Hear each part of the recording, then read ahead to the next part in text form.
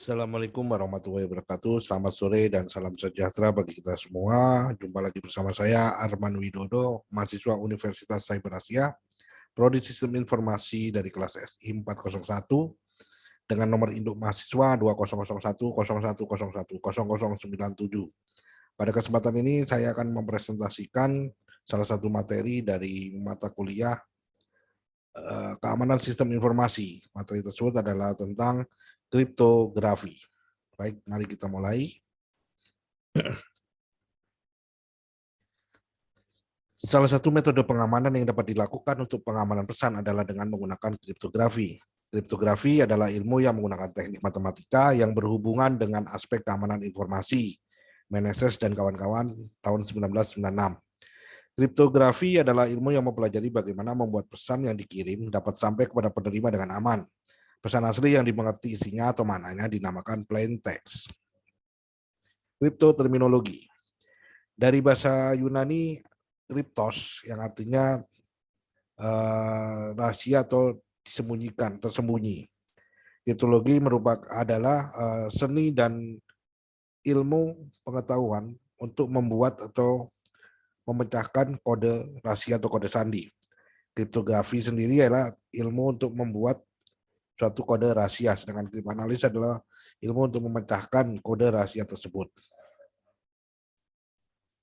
Aspek utama keamanan atau prinsip yang mendasari kriptografi ada 3. Yang pertama adalah confidentiality, integrity, dan availability. Confidentiality atau kerahasiaan adalah aspek yang menyatakan bahwa data hanya dapat diakses atau dilihat oleh orang yang berhak. Aspek ini juga dikenal dengan istilah privacy. Serangan terhadap confidentiality berupa penyadapan data melalui jaringan dan pencurian fisik mesin atau disk yang digunakan untuk menyimpan data. Pelindungan terhadap aspek confidentiality dapat dilakukan dengan menggunakan kriptografi dan membatasi akses dengan segmentasi jaringan. Yang kedua adalah integrity, keaslian atau integritas. Aspek integrity mengatakan bahwa data tidak boleh berubah tanpa izin dari yang berhak. Contoh, jika kita memiliki sebuah pesan atau data transfer dari rekening 12345 ke rekening 6789 dengan nilai transaksi tertentu, maka data transaksi tersebut tidak dapat diubah seenaknya. Serangan terhadap integrity biasanya data akan ditangkap di tengah jalan, kemudian mengubahnya dan meneruskannya ke tujuan. Jadi data yang sampai di tujuan sudah diubah di tengah jalan. Perlindungan untuk aspek integrity dapat dilakukan dengan menggunakan message authentication codes. Yang ketiga adalah availability atau ketersediaan. Kebutuhan atas sistem yang berbasis teknologi informasi sangat tinggi. Maka dapat terjadi masalah yang menimbulkan jika sistem tidak tersedia atau not available, maka dapat terjadi masalah yang menimbulkan kerugian finansial atau bahkan nyawa. Itulah sebabnya aspek availability menjadi bagian dari keamanan.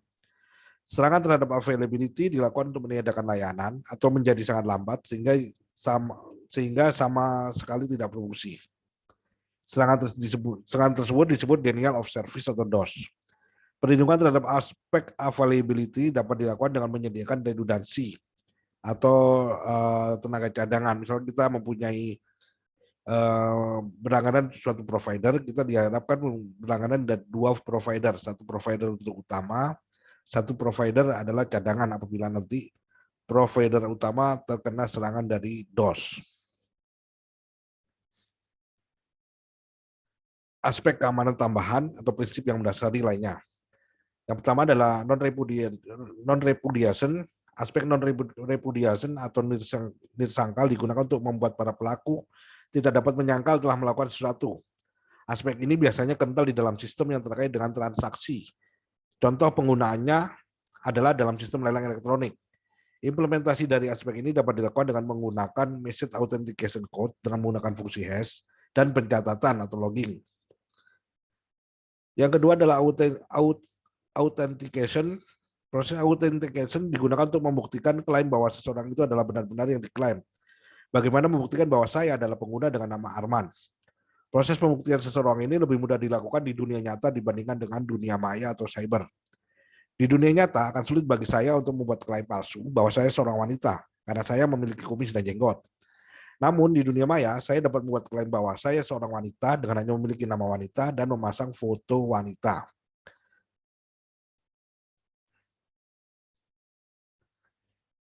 Yang ketiga adalah authorization. Pada aspek sebelumnya, authentication, kita dapat mengetahui siapa pengguna dan role dari pengguna tersebut. Selanjutnya, hak akses akan diberikan kepada pengguna sesuai dengan role yang dimilikinya. Inilah aspek authorization. Perlu diingatkan kembali bahwa aspek authorization ini membutuhkan authentication, sehingga dia letaknya setelah authentication. Selanjutnya adalah tentang cryptosystem. Cryptosystem merupakan metode yang dirancang untuk melakukan proses kriptografi. Komponen utama dalam kriptografi adalah ada 6. Yang pertama adalah plain text atau teks terang, yaitu pesan asli, informasi atau teks pesan yang masih bisa dibaca dan dimengerti. Yang kedua adalah ciphertext atau teks sandi, yaitu merupakan pesan atau teks acak hasil enkripsi, terbaca tapi tidak punya arti atau tidak dimengerti. Yang ketiga adalah encryption atau enkripsi atau penyandian, merupakan proses merubah plain text pesan asli ke ciphertext atau pesan tersamar. Yang keempat adalah decryption atau dekripsi, adalah pembukaan sandi, merupakan proses merubah ciphertext pesan tersamar ke plain text atau pesan asli. Yang kelima adalah secret key atau kunci rahasia, merupakan informasi yang digunakan untuk mengenkripsi plain text menjadi ciphertext dan mendekripsi ciphertext menjadi plain text. Dan yang terakhir adalah algoritma, merupakan metode untuk melakukan proses enkripsi dan dekripsi. Ini dapat dilihat di gambar ini. Di gambar di atas ini ada proses dari mulai plain text, dilakukan enkripsi sehingga menjadi ciphertext, dilakukan dekripsi lagi menjadi enkripsi menjadi plain text kembali. Sedangkan di gambar 2 ini untuk menunjukkan bahwa ini merupakan proses dari simetrik karena kunci yang digunakan untuk menyandi dan membuka adalah sama. Nah, ini di sini kita ulang kembali proses dari cryptosystem. Kita misalkan plain text adalah M, keys adalah K, ciphertext adalah C, encryption adalah E, dan decryption adalah D. Maka proses encryption adalah plain text ditambah kunci, di sini tulis dengan kali, untuk menghasilkan ciphertext. Untuk proses dekripsi adalah dari ciphertext tambah kunci, proses dengan kunci untuk menghasilkan plain text. Di sini dapat juga gambarnya. Untuk plain text ini melalui proses enkripsi. Di sini kuncinya digunakan kunci ini. Begitu pula sebaliknya, ciphertext melalui proses enkripsi untuk menghasilkan plain text menggunakan kunci ini juga. Tipe cryptosystem berdasarkan jenis kunci. Yang pertama adalah kriptografi simetrik.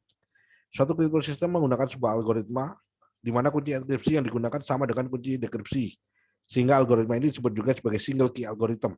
Kita lihat di sini gambarnya, kunci untuk enkripsi dan dekripsi adalah sama. Yang kedua adalah kriptografi asimetrik. Suatu cryptosystem menggunakan sebuah algoritma di mana kunci enkripsi berbeda dengan kunci dekripsi. Pada algoritma ini menggunakan dua kunci, yaitu kunci public key, dan kunci privat atau private key. Kunci publik disebarkan secara umum, sedangkan kunci privat disimpan secara rahasia oleh si pengguna. Walau kunci publik telah diketahui, namun akan sangat sukar menggunakan kunci privat yang digunakan. Ini contohnya public key, dan ini beda dengan public key, ini private key, digunakan untuk membuka. Dan yang ketiga adalah hash function, tidak menggunakan kunci, tapi menggunakan messages melalui suatu algoritma tertentu. Plain text menjadi hashtag, dirubah karena dengan fungsi hash function. Kelebihan dan kelemahan simetrik dan asimetrik. Kelebihan dari kriptografi simetrik adalah kecepatan operasinya lebih tinggi dibanding asimetrik. Oleh karena kecepatannya cukup tinggi, maka dapat digunakan pada sistem real time. Dengan kelemahan simetrik sendiri, karena tiap pengiriman pesan dari pengguna berbeda dibutuhkan kunci yang berbeda juga, maka akan terjadi kesulitan dalam manajemen kunci tersebut. Kelemahan kedua adalah permasalahan dalam pengiriman kunci itu sendiri, yang disebut sebagai key distribution problem. Sedangkan untuk asimetrik, kelebihannya adalah masalah keamanan pada distribusi kunci dapat lebih baik, masalah manajemen kunci yang lebih baik karena jumlah kunci yang lebih sedikit. Dengan kelemahannya, kecepatannya lebih rendah dibanding simetrik. Untuk tingkat keamanan sama, kunci yang digunakan lebih panjang dibanding kunci simetrik. Jadi kelemahannya di sini kalau dengan tingkat keamanan sama, kuncinya lebih panjang daripada kunci milik simetrik. Selanjutnya adalah klasik kriptografi yang termasuk dalam simetrik kriptografi. Terdiri dari dua teknik penyandian. Transposition cipher, yaitu mengatur kembali posisi huruf dengan aturan tertentu. Jadi hanya posisinya yang dirubah, sedangkan hurufnya tidak berubah. Dan untuk substitution cipher, mengganti huruf dengan simbol atau huruf tertentu, hurufnya berubah. Jadi ini langsung dirubah hurufnya tanpa merubah posisi. Ini ada transposition cipher. Contoh sederhananya adalah dengan plain text serang hari ini disusun secara vertikal dengan ukuran 4 kolom, diisi mulai dari kiri ke kanan kemudian atas ke bawah. Seperti ini untuk dijadikan ciphertext-nya dengan pengambilan dari atas ke bawah baru dari kiri ke kanan. Jadi plain text-nya serang hari ini ciphertext-nya menjadi SNRI, EGI, RHI, AAN. Selanjutnya kita kasih contoh lagi yang untuk transposition. Ini dengan nama Spartan Skytel. Alat ini digunakan pada zaman Romawi untuk mengirim pesan rahasia digunakan oleh tentara Sparta. Alat ini memiliki sebuah pita panjang dari daun papirus dan sebuah silinder terbuat dari kayu. Cara kerja dari alat ini mula-mula sebuah pita digulung di sebuah silinder kayu, lalu pesan ditulis di atas gulungan pita, dan pita dikirim ke penerima pesan. Untuk membaca kembali pesan tersebut, pita harus digulungkan pada sebuah silinder kayu, tapi diameter kayu harus sama pada saat pesan ditulis. Misal ingin mengirim pesan tolong kami diserang, kemudian tulis di atas pita, dililitkan pada sebatang silinder. Apabila pita dilepas dari batang silinder, maka di atas pita akan tulisan TKSO AEL MRO IANDNGIG yang tidak ada artinya atau tidak dapat dimengerti. Yang menjadi kunci di sini adalah dalam penyajian Skytel adalah silinder kayu tadi, diameter ukurannya, serta jumlah tulisan yang dapat ditulis melingkar pada silinder itu sendiri. Dan selanjutnya tentang substitution cipher. Contoh substitution cipher sederhana adalah seperti yang digambar ini. Jadi kita menggunakan kata kunci sping. Setelah itu dilanjutkan dengan huruf yang belum muncul dari 26 abjad yang ada. Nah, untuk yang baris bawah ini dia menjadi ciphertext-nya, sedang di atas adalah menjadi plain text-nya. Jadi A menjadi S, B menjadi P, C berubah jadi H. Jadi kalau plain text-nya serang hari ini, ciphertext-nya menjadi KNOSJA, BSOC, CJC. Demikian. Kalau misalkan Arman berarti A menjadi S, R menjadi O, M menjadi G. Berarti S, O, G, S, J. Nah, itu Arman. Baik, lanjut. Yang terakhir adalah tentang Caesar cipher. Pada Caesar cipher, proses enkripsinya adalah dengan menambah 5 huruf pada plain text. Seperti ini. Misalkan abjad A sampai Z adalah angka dari 1 sampai 26. Jadi dia berubah untuk ciphertext-nya adalah ditambah 3. R1 ditambah 3 berarti 4. 4 itu adalah D. Baik, contoh di bawah ini kita sebut seperti contoh yang di gambar ini. Terus saya jelaskan di sebelah sini. Jadi ciphertext-nya proses enkripsi plain text ditambah 3. Dan untuk dekripsi plain text ciphertext dikurangi 3. Misalnya plain text-nya serang hari ini, kita rubah menjadi angka hurufnya, berarti angkanya S19, E5 seperti ini. Berarti untuk kemudian kita angka-angka tersebut kita tambah 3 semua menjadi ini. Setelah itu kita rubah angka-angka ini menjadi huruf kembali. Jadi hasilnya plain text-nya serang hari ini berubah menjadi ciphertext-nya VHUDQ JKDUL LQL, sama dengan yang dicontoh. Demikian untuk yang ini. Yang selanjutnya adalah menggunakan Vigenère cipher. Vigenère cipher ini dia menggunakan bantuan tabel. Untuk yang tabel yang di blok kuning ini merupakan menjadi plain text-nya, sedangkan yang untuk yang merah ini menjadi kuncinya.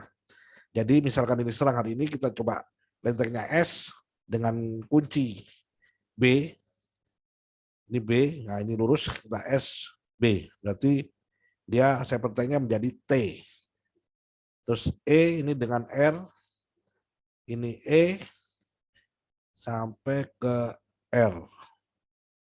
Berarti V, benar. Dan begitu seterusnya. Sehingga plain text serang hari ini dengan key Bripto Nurman B, ciphertext-nya menjadi TVZPGA UU IU IAJ. Demikian beberapa contoh penyandian dengan simetrik, kriptografi simetrik. Dan demikian, semoga bermanfaat. Terima kasih atas perhatiannya. Keep spirit and always positive thinking for better tomorrow. Terima kasih. Assalamualaikum warahmatullahi wabarakatuh.